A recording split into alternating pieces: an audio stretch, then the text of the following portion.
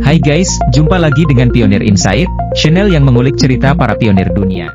Di video kali ini, kita akan mengulik tentang aksi penaklukan Persia oleh Alexander Agung. Mari kita simak bersama kisah ini. A man can ever achieve is to live with great courage. Kekaisaran Achaemenid di Persia adalah kekuatan militer yang paling dominan selama 2 abad di wilayah Mediterania. Akan tetapi di kemudian hari, angkatan militer ini dikalahkan oleh Alexander Agung, pemimpin kerajaan Makedonia yang brilian. Alexander III dilahirkan pada tahun 356 sebelum Masehi. Ia dibesarkan dan dididik oleh ayahnya, Raja Philip II. Selain itu, dia juga berguru berbagai pengetahuan dan kebijaksanaan dari sang filsuf Aristoteles.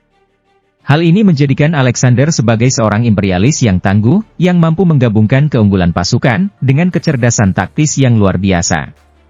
Kejeniusan strateginya dan wibawa kepemimpinan Alexander menjadi kunci kemenangannya melawan musuh-musuh di wilayah Persia. Nah, kisahnya seperti ini.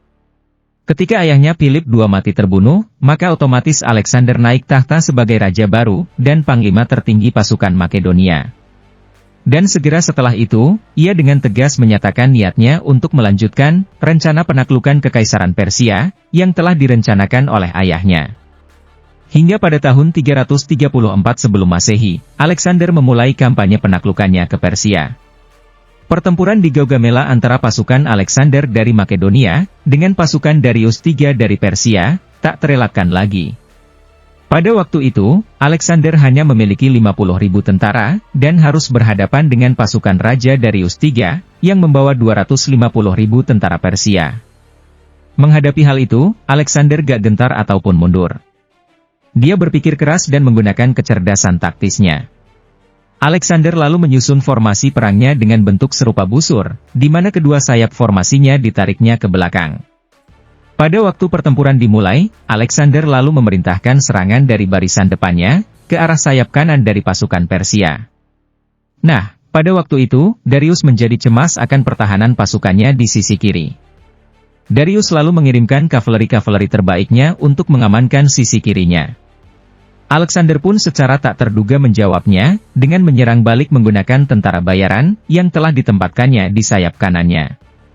Pasukannya diperintahkan untuk tetap menyerbu ke sisi kiri pasukan Persia. Tentu saja Darius yang merasa seperti mendapat kesempatan emas, lalu mengerahkan hampir seluruh kavalerinya ke sisi kiri.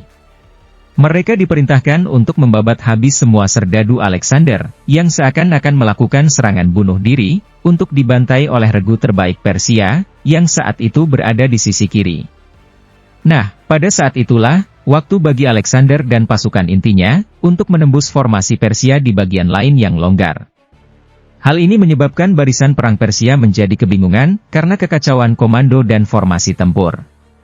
Pasukan Makedonia pun, menguasai medan perang, dan memenangkan pertempuran meski dengan jumlah yang jauh lebih kecil dari Persia.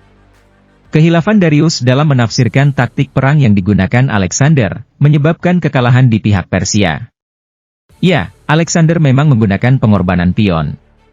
Dia mengecoh Darius, dengan menempatkan ribuan pasukan yang ditakdirkan mati, sebagai strategi untuk langkah terakhirnya.